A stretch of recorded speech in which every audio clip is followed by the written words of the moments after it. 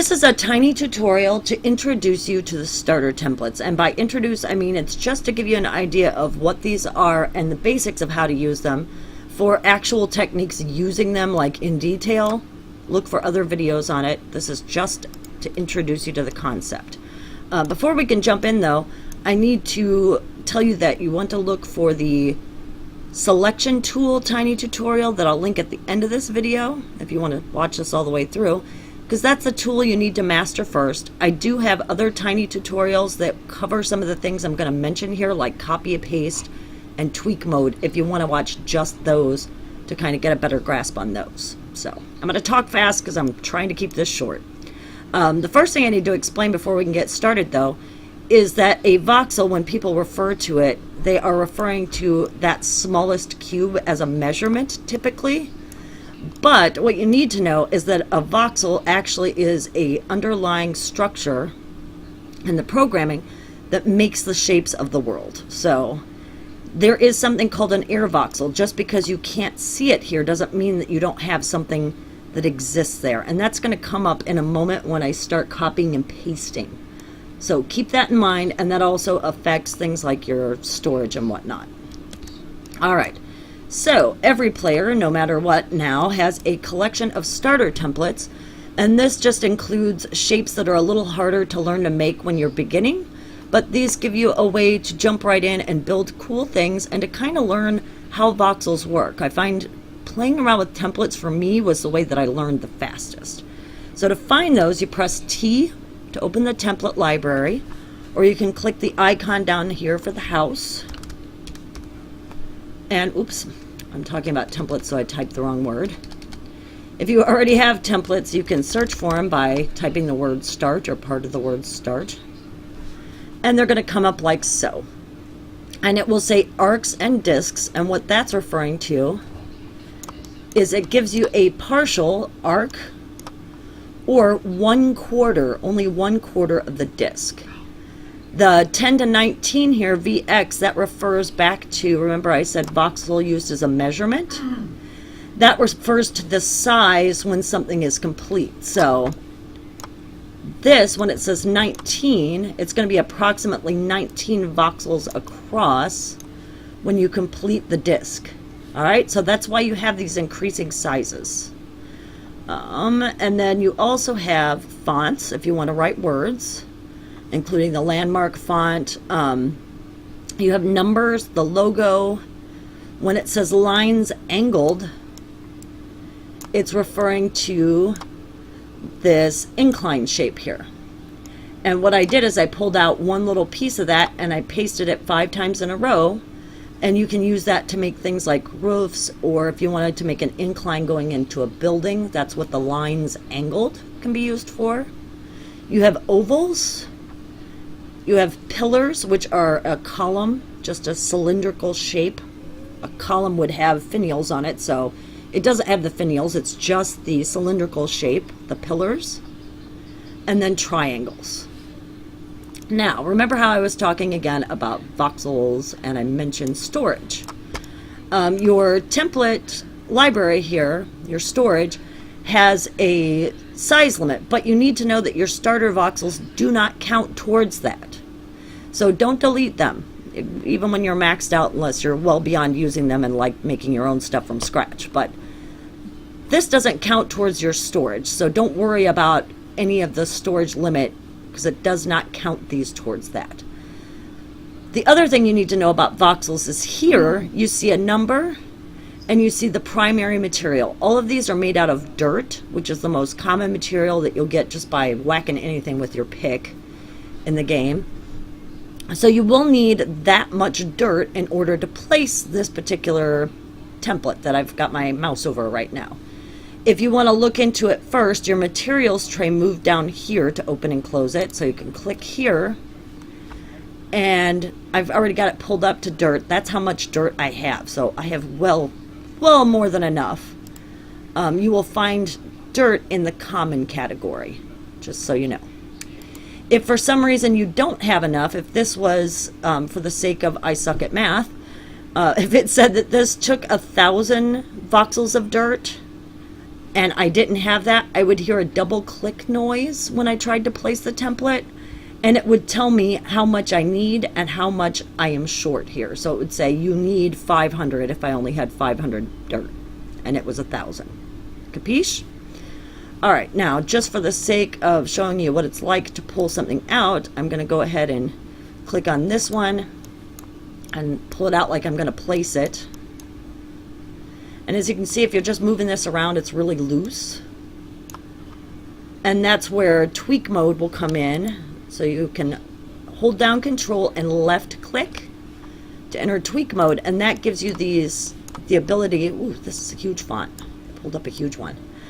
That allows you to move this around in a way so you can control where it goes. With any of these, I'm going to recommend hovering it at least the size of a voxel above the ground, just so that you can get it without getting any ground pieces beneath it. All right, I'm going to come back to that in a moment. I've already pulled out the arcs and discs, the smallest sizes to work with here. I'm going to use the selection tool because what you're doing is you are just taking a piece from this starter template to work with. And I'm going to enclose this completely.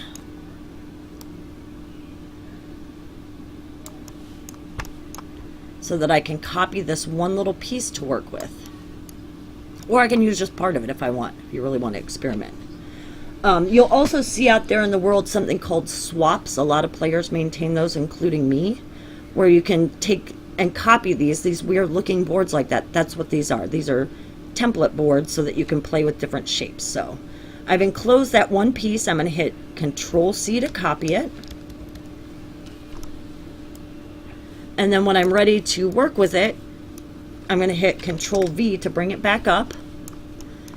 And just like with the template, I can move it around like so. And it's also useful to know about, I call them the twins, Tilde and Tab. Will change your directional arrows if you want to be loose and free with this tool. So Tab changes the direction that this moves. And Tilde will toggle back to a rotation tool. And again, Tab is going to switch the direction. All right. I'm going to hit Escape twice to cancel that because I want to bring it up again. Whatever direction you had it last when you placed it, or if you haven't placed it yet when you copied it, is the direction it'll come up again. But Control V to bring it back up again.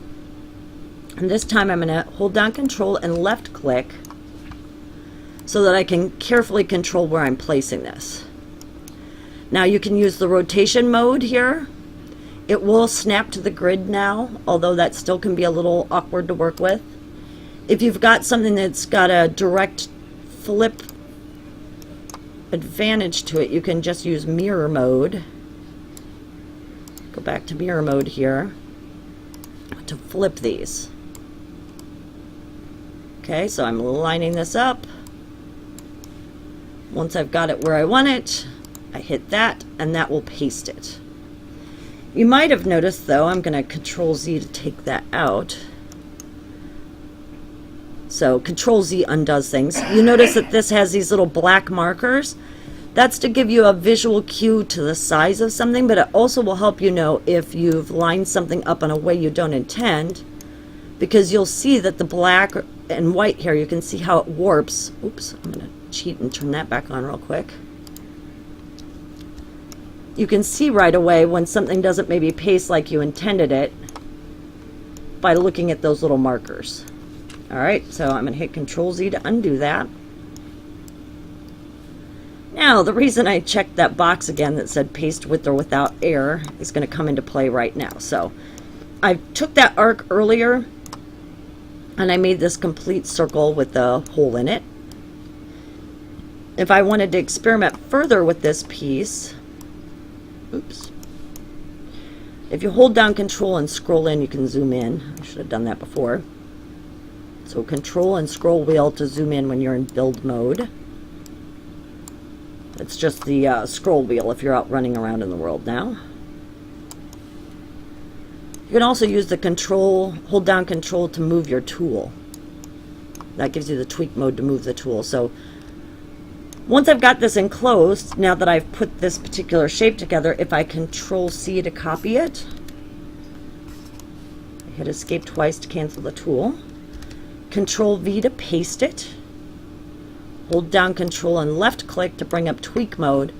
By default, you have this option to paste with air voxels will always be checked, but you can uncheck this. I'm going to first paste it with the air just so you get an idea of what it does.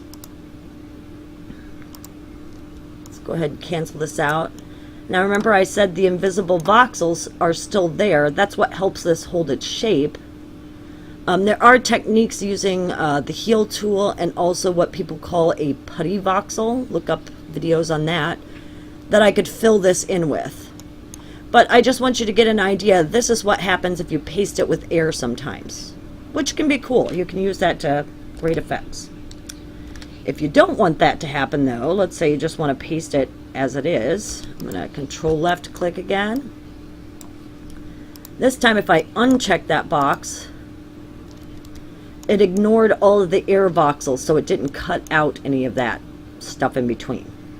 Alright, now I'm going to hit Control Z to undo, Control V to bring it back up, V is in victory. I'm going to show you very quickly that you can also remove voxels, and that's going to give me a chance to explain one more thing you need to know. So if I remove the voxels, it turns that kind of pale blue color, and that's going to tell the game to take out, basically it works like a stamp, to take out those voxels. So instead, now it's cut out that shape. Now you'll notice if I zoom in here, there's a lot of lumpy bumpy weirdness happening. That's something called artifacting, and you can get rid of that mostly by using the line tool, and look for other techniques. People will show you how to do that, the more advanced techniques.